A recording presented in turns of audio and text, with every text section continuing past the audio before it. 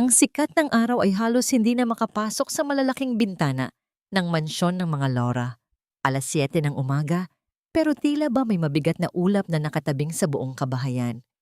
Si Dalva, na halos 20 taon nang naninilbihan sa pamilya Laura, ay may kakaibang pakiramdam na gumugulo sa kanyang dibdib. Hindi ito ang karaniwan niyang kaba tuwing may paparating na bisita o kapag may importanteng kaganapan. Ito ay mas malalim, mas nakakapanindig balahibo. Narinig niya ang mahinang ubo ni Aling Laura mula sa silid nito. Agad siyang nagtungo doon. Nadatnan niya si Vanessa, ang manugang ni Aling Laura, na abalang-abala sa paghahanda ng gamot at mainit na tsa. Ngunit sa pagitan ng mga galaw ni Vanessa, may isang iglap na nahagip ng mata ni Dalva. Isang mabilis na sulyap sa likuran, tila sinisiguro kung walang nakakakita bago ibalik ang tingin sa gamot. Ang sulyap na yon ay hindi lumabas sa isip ni Dalva. "Nandito na po ako, Aling Laura," malumanay na sabi ni Dalva, sabay lapit sa matanda. "Salamat, Dalva.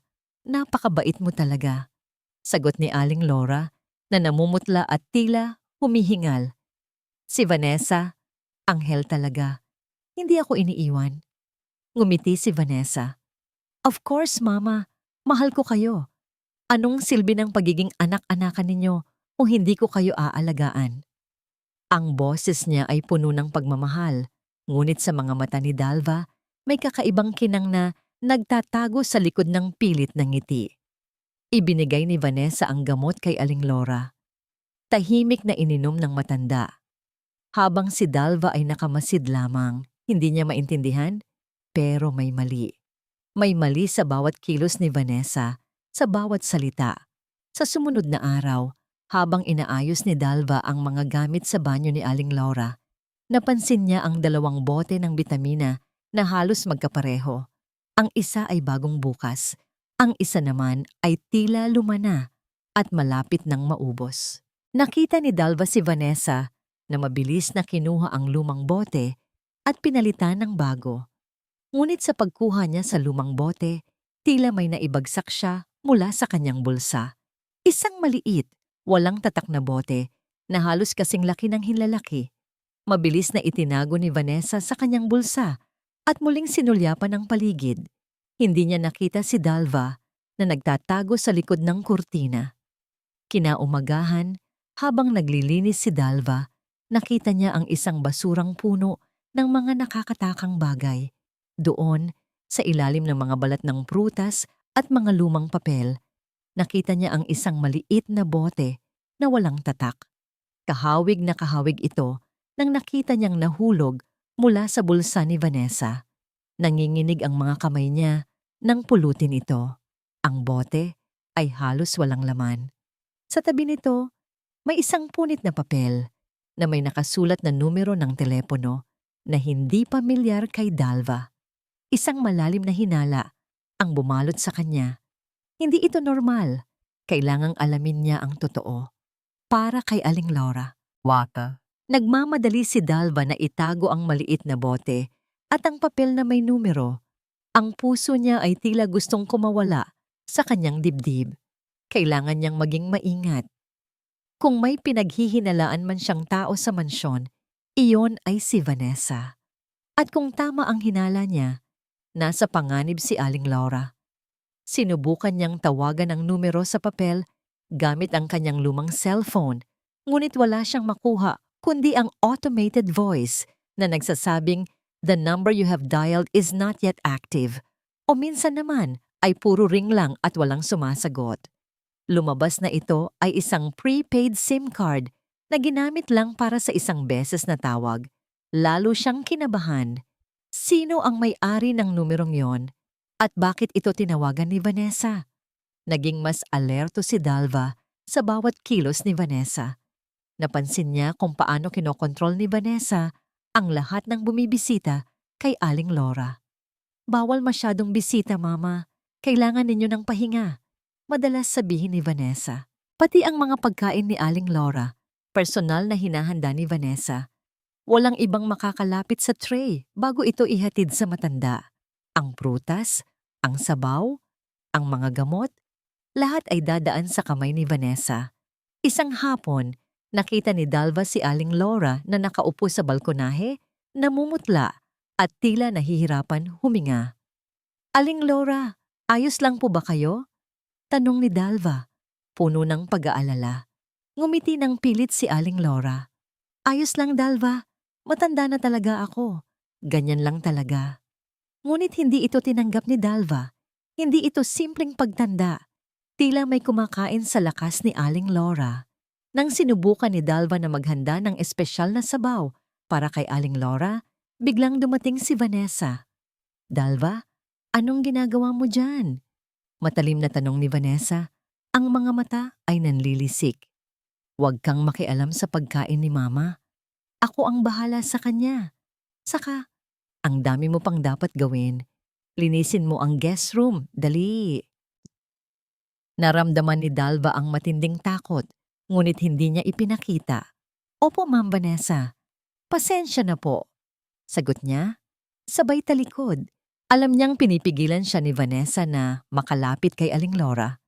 Ang takot ay unti-unting napapalitan ng galit at pagdududa. Kinagabihan, habang nag-aayos si Dalva ng mga gamit sa kusina, narinig niya ang boses ni Vanessa sa telepono. Malayo ang pinanggalingan ng boses, tila na sa hardin.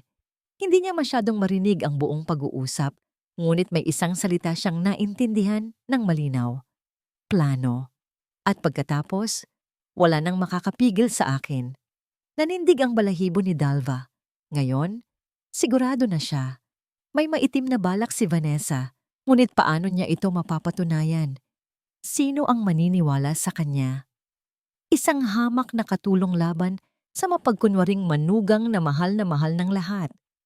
Sa sumunod na araw, habang abala si Dalva sa paglilinis ng silid ni Aling Laura, nakita niya si Vanessa na papalapit. Nagkunwari siyang naglilinis ng cabinet. Palihim siyang sumulyap kay Vanessa na nakatingin sa kanya ng sinit. "Dalva, alam kong matagal ka na rito." Sabi ni Vanessa. Ang boses ay kalmado, ngunit may pahiwatig ng pagbabanta. "Pero tandaan mo, may sariling buhay ang bawat isa. Huwag kang makialam sa mga bagay na hindi mo naiintindihan." Napayuko si Dalva. Ramdam ang bigat ng tingin ni Vanessa. "Opo, Ma'am Vanessa." "Mabuti," sagot ni Vanessa, sabay talikod. Ngunit bago pa makalabas ng pinto si Vanessa, narinig ni Dalva ang huling mga salita. Ang mangialam ay hindi maganda ang kinabukasan. Kinagabihan, habang natutulog si Dalva, biglang umilaw ang kanyang cellphone.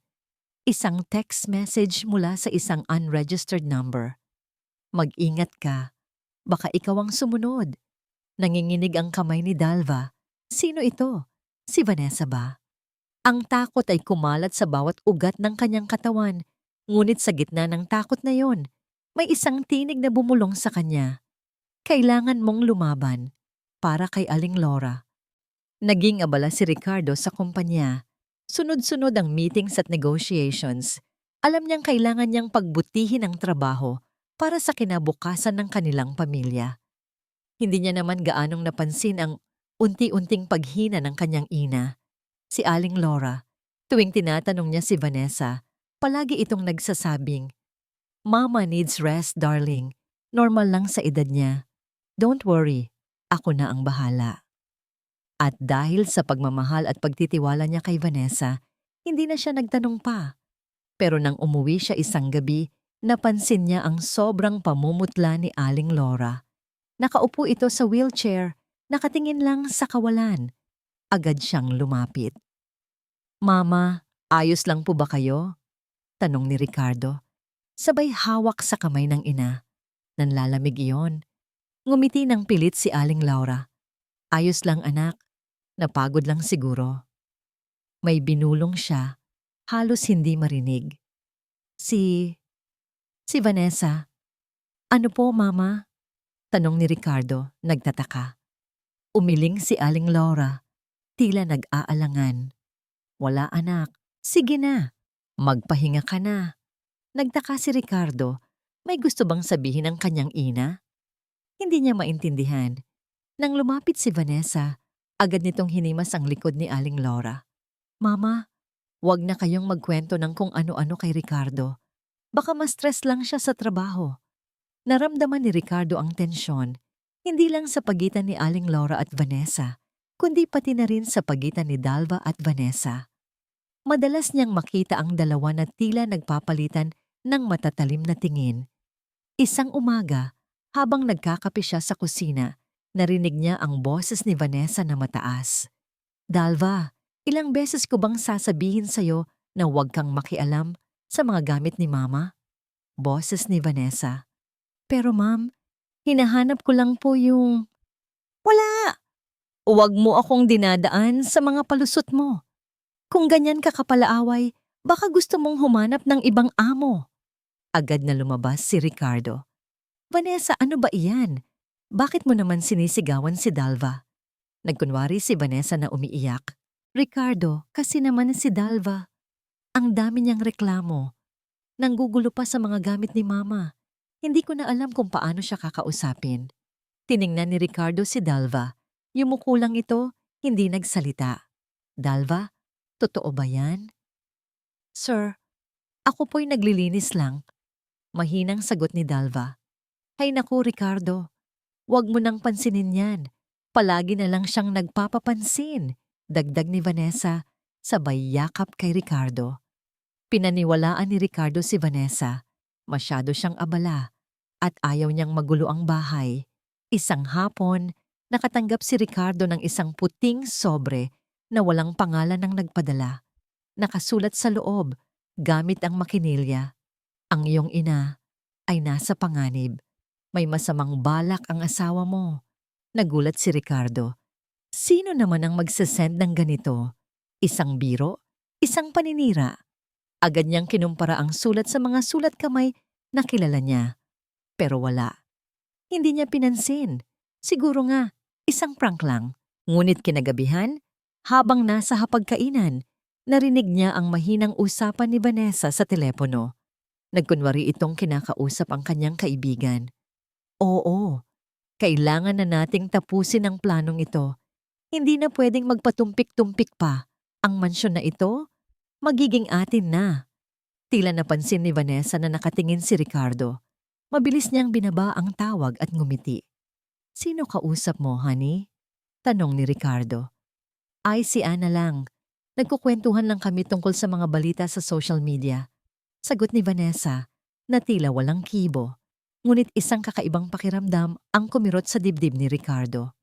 May mali. Hindi niya lang alam kung ano. Ang mga salita ni Vanessa, ang nakababahalang kondisyon ni Aling Laura, at ang misteryosong mensahe sa cellphone ay nagtulak kay Dalva upang kumilos. Hindi na siya makapaghihintay pa. Kailangan niyang maghanap ng kakampi, ng mapagkakatiwalaan. Naalala niya si Aling Saling, isang matalik na kaibigan ni Aling Laura na matagal nang hindi nakikita sa mansyon. Alam ni Dalva na si Aling Saling ay may karanasan din sa matinding pagtataksil ng malapit na kapamilya. Isang araw, sa ilalim ng pagkukunwari na mag-groceries, palihim na nagtungo si Dalva sa bahay ni Aling Saling. Pagkakita ni Aling Saling kay Dalva, agad itong niyakap.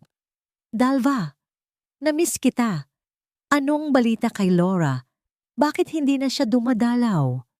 Ikinuwento ni Dalva ang lahat. Ang paghina ni Aling Laura, ang kakaibang pag-aalaga ni Vanessa, ang mga bote ng gamot na walang tatak, ang numero sa papel, at ang banta sa kanyang cellphone. Nakikinig si Aling Saling ng may matinding pagkabahala. Naku Dalva, ang pagkakakilala ko kay Vanessa. May kakaiba sa kanya dati pa, sabi ni Aling Saling. Ang mga mata ay nanlilisik sa galit. May narinig ako dati, bago pa siya makasal kay Ricardo, na may connection siya sa isang kaso ng paglilinlang ng mana sa probinsya. Hindi ko lang pinansin noon, kasi akala ko chismis lang. Nagpantig ang tenga ni Dalva. Kaso ng paglilinlang ng mana? Oo, may tiyahin niya raw na namatay bigla. Tapos siya ang nakinabang sa lahat, pero walang nakapagpatunay. Magaling talaga siyang magtago. Dagdag ni Aling Saling. Bumalik si Dalva sa mansyon ng puno ng kaba at galit. Ngayon, sigurado na siya. Si Vanessa ay hindi lang basta masama. Isa siyang ganid. Habang hinahanap niya ang mga lumang papeles ni Aling Laura sa library, umaasa siyang makahanap ng anumang koneksyon sa usapin ng mana. Nakita niya ang isang lumang journal ni Aling Laura na matagal nang hindi binubuksan. Sa huling bahagi nito, may nakasulat na, Vanessa insists on helping me update my will. I trust her. Ipinipilit ni Vanessa na tulungan akong i-update ang aking testamento. Nagtitiwala ako sa kanya. Nanlumo si Dalva. Ginagamit ni Vanessa ang pagtitiwala ni Aling Laura. Sa hapunan, habang hinahanda ni Dalva ang pagkain, aksidenteng natapon ni Vanessa ang mainit na sabaw sa damit ni Aling Laura.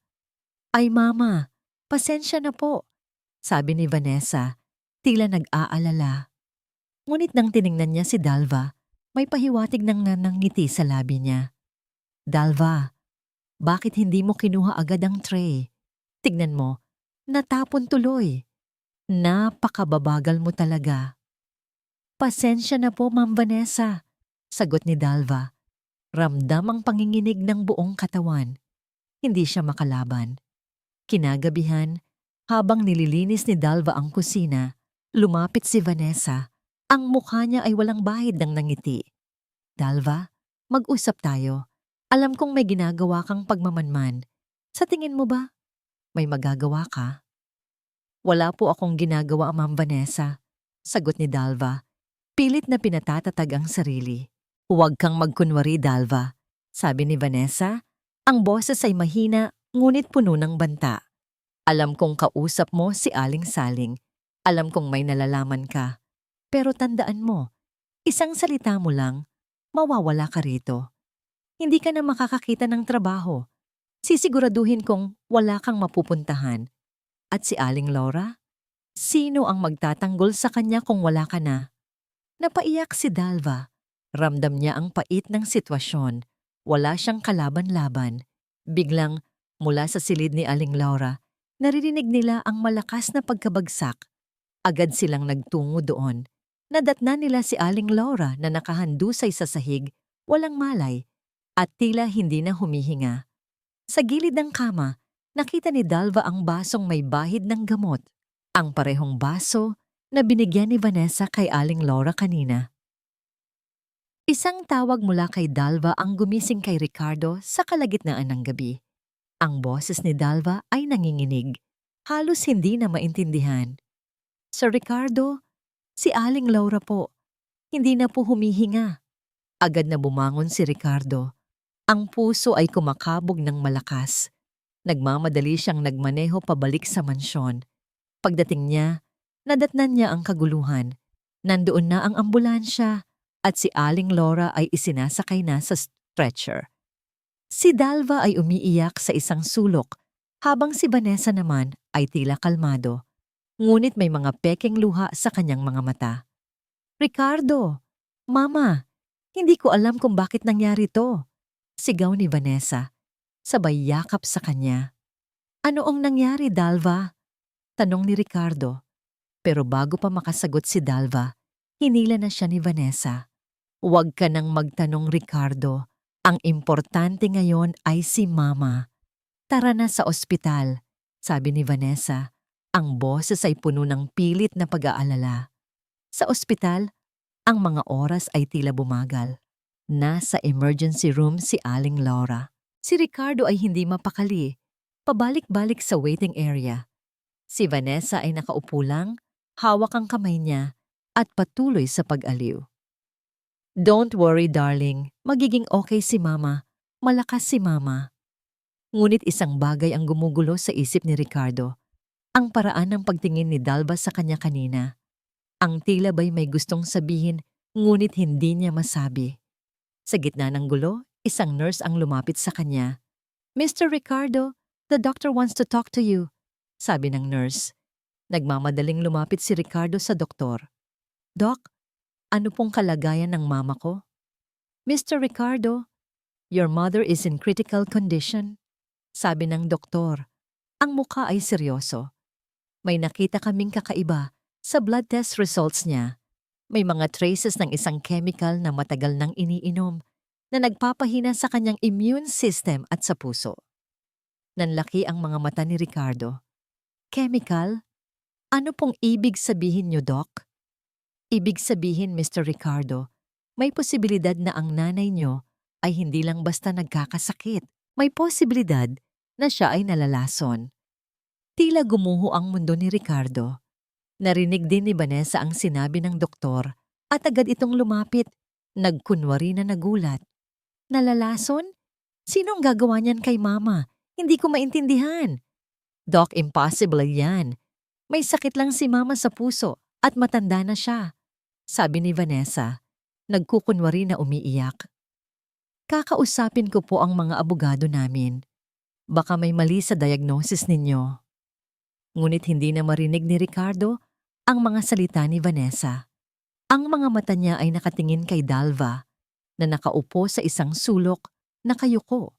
Naalala niya ang sulat na natanggap niya, ang mga bulungan ni Vanessa sa telepono. Sa gitna ng kaguluhan, nakita ni Dalva ang pagkadismaya sa mukha ni Ricardo. Naglakas loob siya. Palihim niyang kinuha ang kanyang lumang cellphone at mabilis na nag-type ng mensahe. Ipinadala niya ang litrato ng bote na walang tatak at ang numero ng telepono na nakita niya sa Chapter 1. Ang receiver? Si Ricardo. Isang simpleng text message na may nakasulat na, "Sir, please look into this. Ito po ang nakita ko." Hindi alam ni Dalva kung nabasa ni Ricardo ang mensahe niya. Ngunit alam niya na ginawa niya ang lahat ng kanyang makakaya. Si Ricardo, sa kabilang banda ay nakaramdam ng bigat sa kanyang bulsa. Kinuha niya ang cellphone, isang larawan, isang bote, at isang numero. Mabilis niyang tiningnan ang numero. Ito ang kapareho ng numero sa sulat na natanggap niya. Tumingin siya kay Vanessa, na ngayon ay abala sa pag-uusap sa telepono, na tila nagbibigay ng instruksyon. At pagkatapos, tumingin siya kay Dalva, na ngayon ay nakatingin sa kanya, nang may luha sa mga mata. Isang malamig na katotohanan ang dahan-dahang gumapang sa kanyang isip.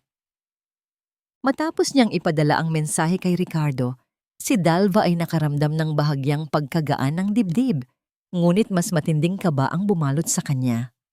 Kung nabasa ito ni Ricardo, ano ang susunod na mangyayari? Kung hindi, mas lalong nalalagay sa panganib si Aling Laura. Dahil sa paghina ni Aling Laura, kinailangan siyang manatili sa ospital. Ito ang pagkakataon ni Dalva upang mas malalim na mag-imbestiga. Habang nagliligpit siya sa silid-tulugan ni Vanessa, napansin niya ang isang lumang kahon sa ilalim ng kama na tila matagal nang hindi nabubuksan. Ang matandang kutob ni Dalva ay nagsasabing narito ang kasagutan. Dahan-dahan niyang binuksan ang kahon. Puno ito ng mga lumang dokumento, litrato at mga clipping ng dyaryo. Habang isa-isa niyang tinitignan, biglang bumungad sa kanya ang isang lumang clipping ng dyaryo na tila kinuha mula sa isang probinsyal na pahayagan. Ang pamagat, "Mysterious Death of Wealthy Matron Leads to Inheritance Scandal." Misteryosong pagkamatay ng mayaman na ginang, humantong sa iskandalo ng mana. Ang larawan sa dyaryo ay nagpakaba sa buong katawan ni Dalva, isang pamilyar na mukha. Ang mukha ng isang batang babae na nakangiti sa tabi ng isang kabaong. Si Vanessa. Ngunit hindi iyon ang pangalan niya sa artikulo. Iba ang pangalan. Isang pangalan na tila pinalitan. Nakasaad sa artikulo ang isang kwento ng pagtataksil kung paanong ang isang tiyahin ay namatay ng biglaan at ang kanyang pamangkin na nagpapanggap na mapagmahal ang nakinabang sa kanyang mana. Walang nakapagpatunay, ngunit ang mga hinala ay malakas. Nanginginig ang mga kamay ni Dalva. Hindi na ito basta hinala. Ito ay pattern. Ito ay ebidensya. Si Vanessa, hindi lang niya nilalason si Aling Laura, kundi isa rin siyang serial scammer. Ang demonyo ay may mukha, at ito ay ang mukha ni Vanessa. Kasabay ng kanyang pagkatuklas, narinig niya ang pagpihit ng doorknob. Nagmadali si Dalva na itago ang dyaryo sa kanyang damit at mabilis na isinara ang kahon. Ngunit huli na. Pumasok si Vanessa, ang mga mata ay nanlilisik sa galit. Malamang ay nakalimutan nitong ilock ang pinto. Dalva, anong ginagawa mo rito? Matalim na tanong ni Vanessa, ang boses ay mababa at puno ng banta. Naglilinis po, Ma'am Vanessa, sagot ni Dalva. Pilit na pinatatatag ang kanyang boses, ngunit ang puso niya ay tila gustong kumawala sa kanyang dibdib. Lumapit si Vanessa, dahan-dahan, tila isang predator. Naglilinis o naghahanap ka ng kung anong pwede mong gamitin laban sa akin? Ang mga mata nito ay tumama sa umbok sa damit ni Dalva.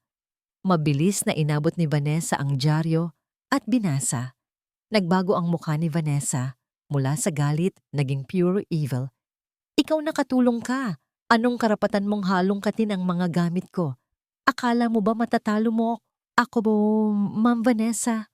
Huwag niyo po akong saktan. Ang gusto ko lang po ay ang kaligtasan ni Aling Laura. Pakiusap ni Dalva habang umaatras. Biglang sinampal ni Vanessa si Dalva.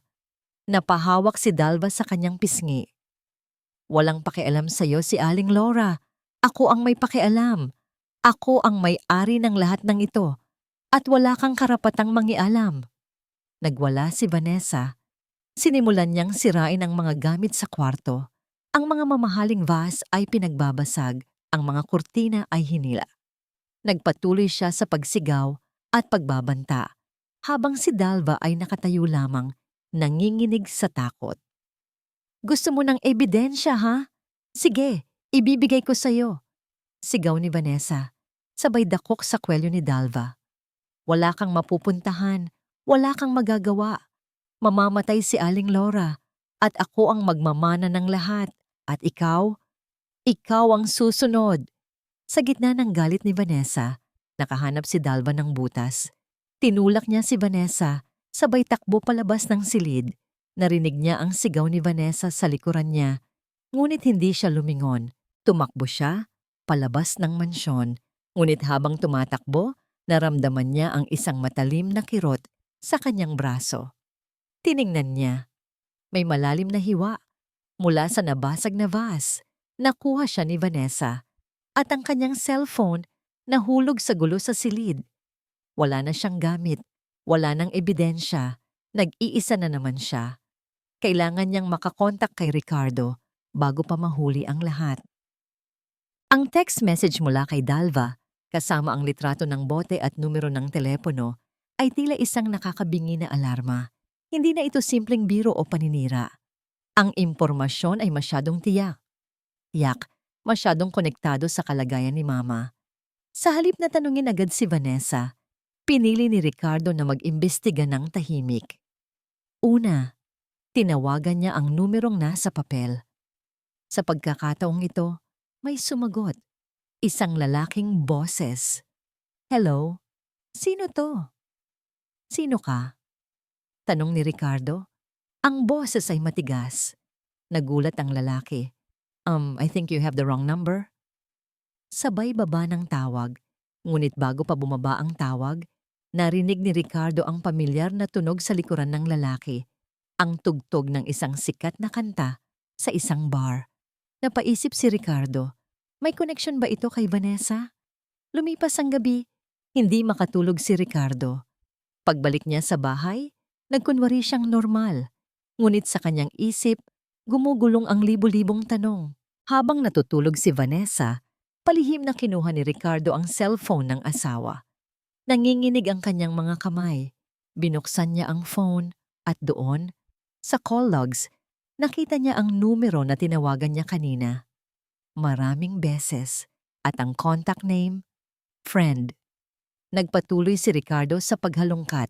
Sa gallery, nakita niya ang mga litrato ng mga dokumento ng kumpanya, mga bank statements ni Mama, at mga kopya ng di umano'y bagong testamento ni Mama, kung saan si Vanessa ang halos lahat ng nakinabang.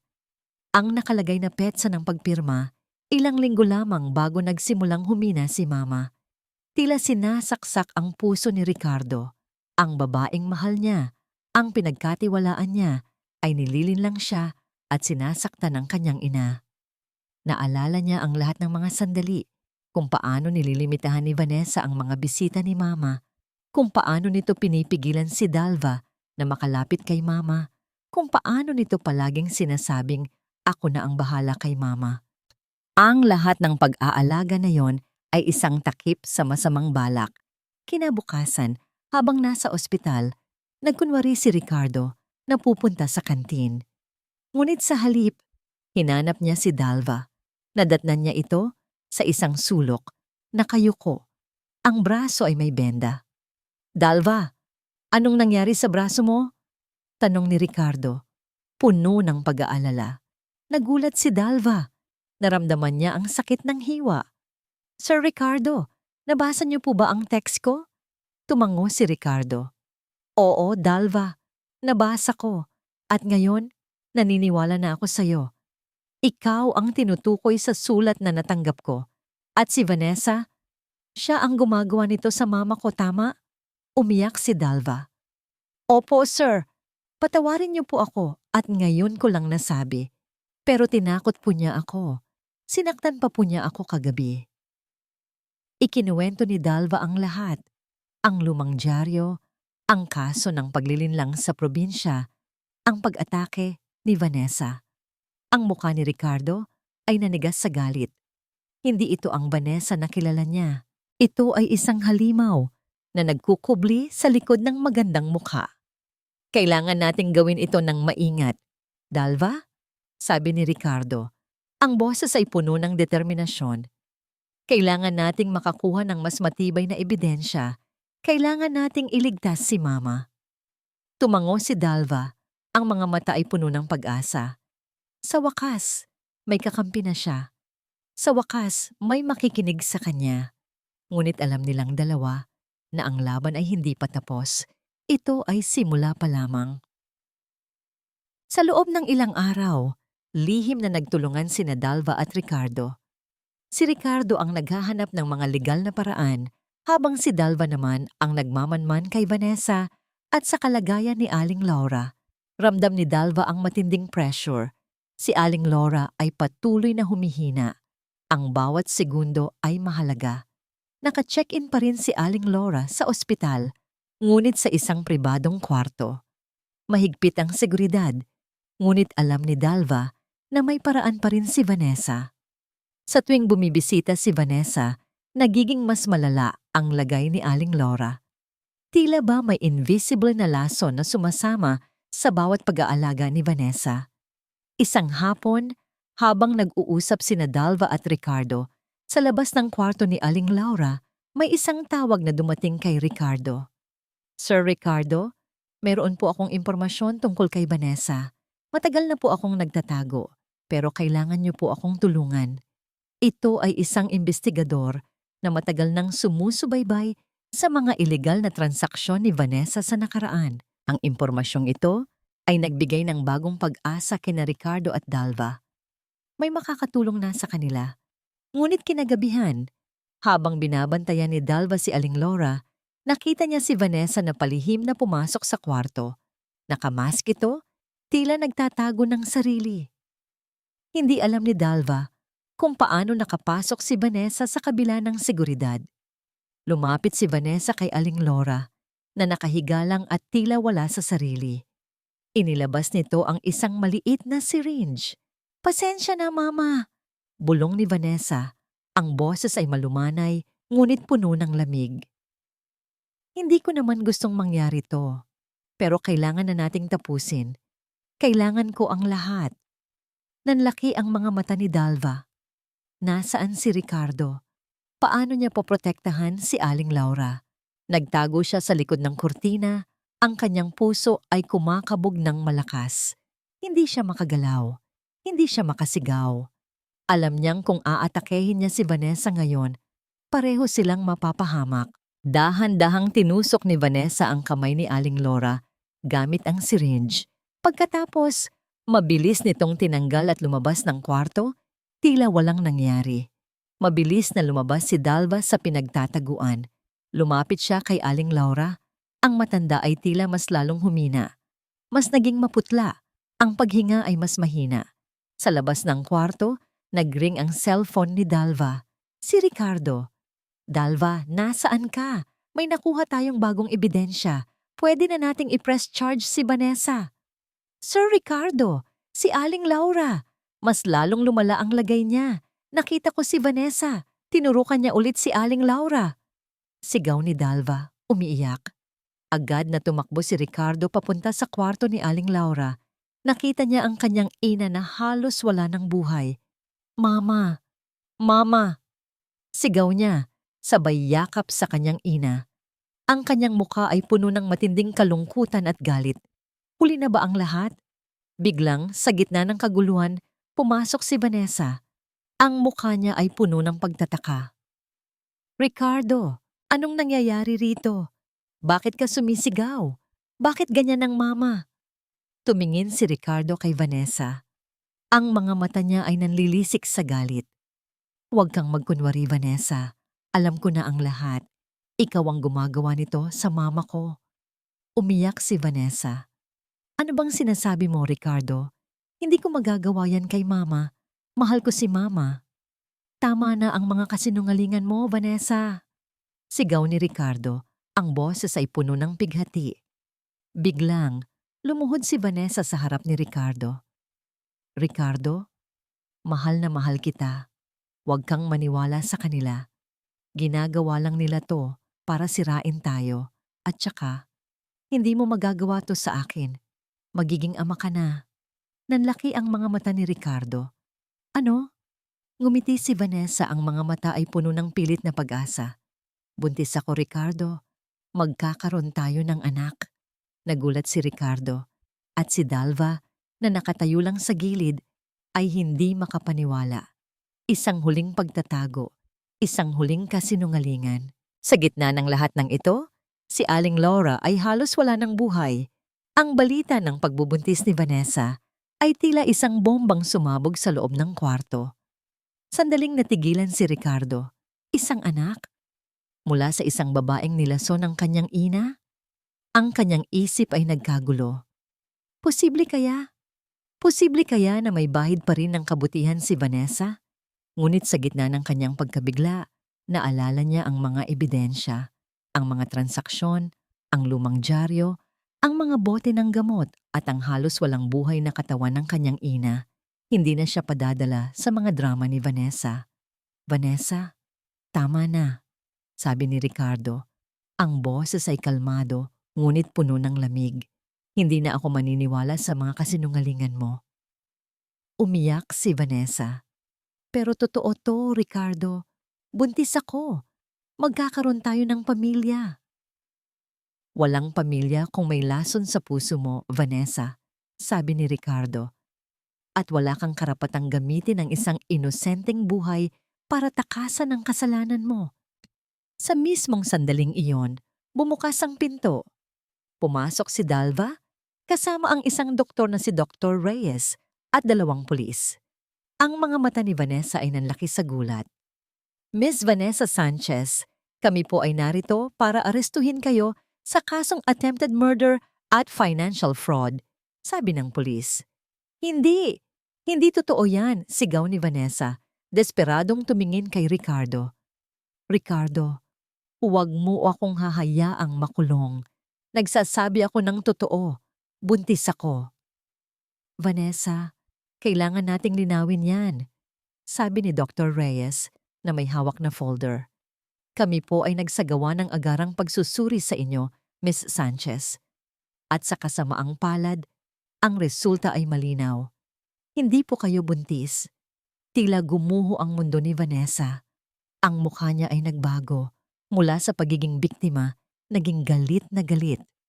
Mga sinungaling, pinagtutulungan niyo ako, lahat kayo.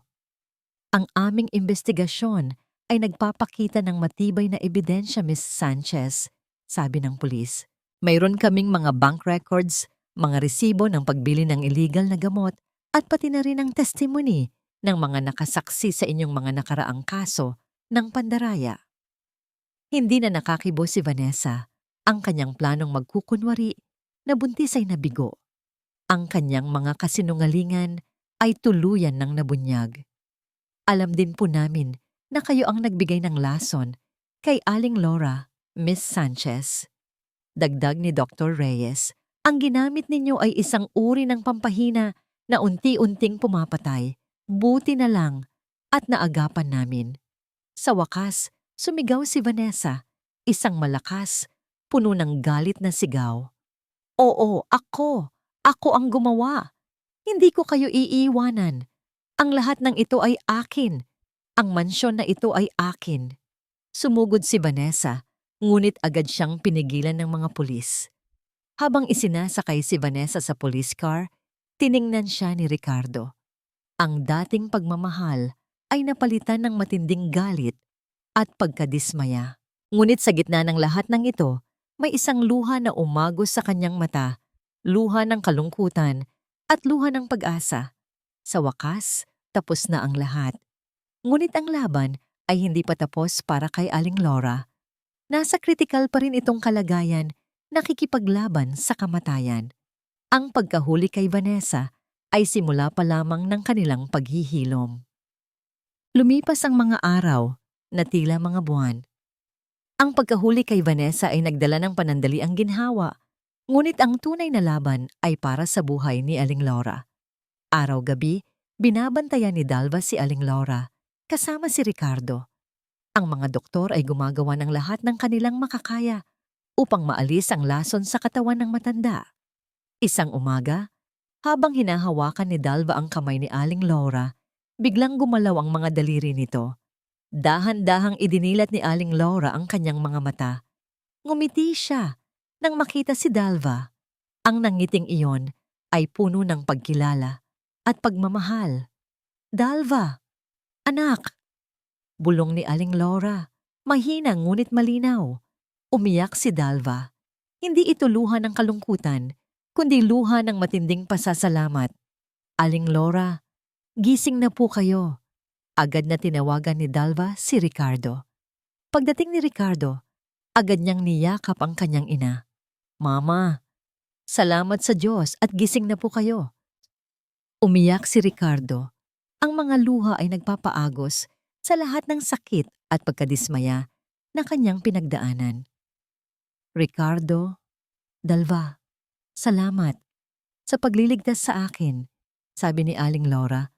Ang boses ay mas malakas na. Umupo si Ricardo sa tabi ng kama ng ina. Ikinuwento niya ang lahat, kung paano nilinlang sila ni Vanessa, kung paano ito nagkunwari na buntis, at kung paano ito ngayon ay nasa kulungan na. Nakikinig lang si Aling Laura, ang mga mata ay puno ng lungkot, ngunit may bahid ng pagtanggap. Hindi ko akalain na magagawa niya iyon, sabi ni Aling Laura. Ang boses ay tila na puno ng pait. Pinagkatiwalaan ko siya. Minahal ko siya na parang tunay na anak. Alam ko po, Mama, sabi ni Ricardo, sabay hawak sa kamay ng ina. Pero ang mahalaga ngayon ay buhay po kayo. At kasama niyo kami. Hindi na kayo iiwanan namin ni Dalva. Nang makalabas si Aling Laura mula sa ospital, ang mansyon ay tila nagbago. Hindi na ito puno ng mga anino ng kasinungalingan. Naging malinaw na ang lahat. Ang pagkakakulong ni Vanessa ay naging malaking balita sa lahat ng dyaryo at telebisyon. Ang pamilya Laura, na dati kilala sa kayamanan at kapayapaan, ay naging sentro ng isang iskandalo. Ngunit sa gitna ng lahat ng ito, nakahanap sila ng kapayapaan. Isang araw, habang nag-aalmusal sila sa balkonahe, tiningnan ni Aling Laura si Dalva. Dalva, alam kong marami kang pinagdaanan. Maraming salamat sa iyong katapatan at tapang. Kung hindi dahil sa iyo, baka wala na ako ngayon. Wala po iyon, Aling Laura, sabi ni Dalva. Ang mga mata ay nanunubig. Mahalaga po kayo sa akin. Niyakap ni Aling Laura si Dalva. Isang mahigpit na yakap na puno ng pagmamahal at pasasalamat. Mula ngayon, hindi ka na lang isang kasambahay, Dalva. Isa ka ng kapamilya, isang tunay na anak ko, Komnin.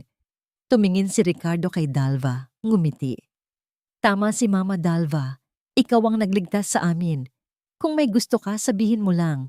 Kahit ano.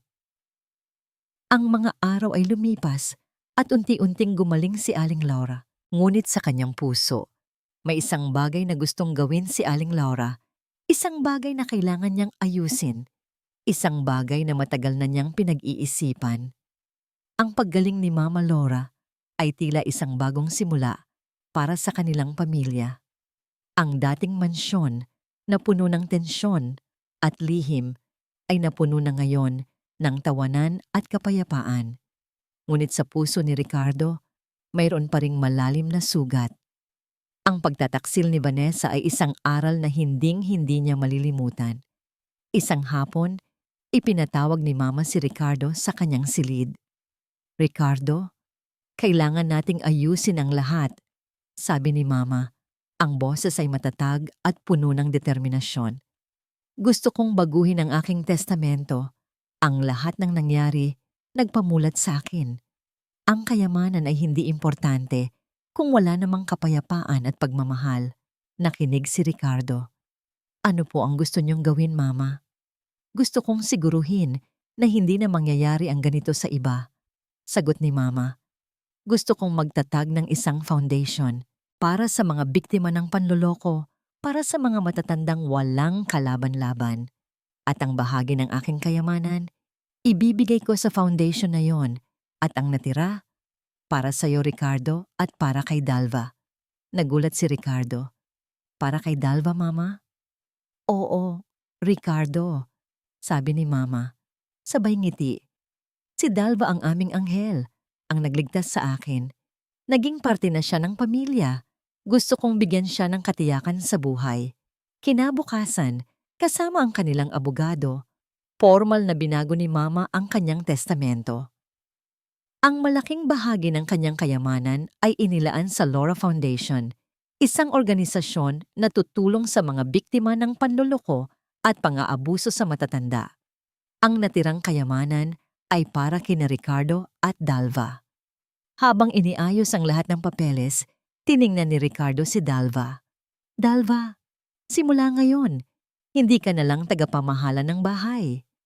Gusto kong ikaw ang maging bahagi ng board of directors ng foundation ni Mama. May pwesto ka rin sa kumpanya at gusto kong bumili ka ng sarili mong bahay." Umiyak si Dalva. "Sir Ricardo, hindi ko po alam kung paano magpapasalamat." "Walang anuman, Dalva," sabi ni Ricardo. Sabay ngiti. "Ikaw ang nagturo sa akin na magtiwala.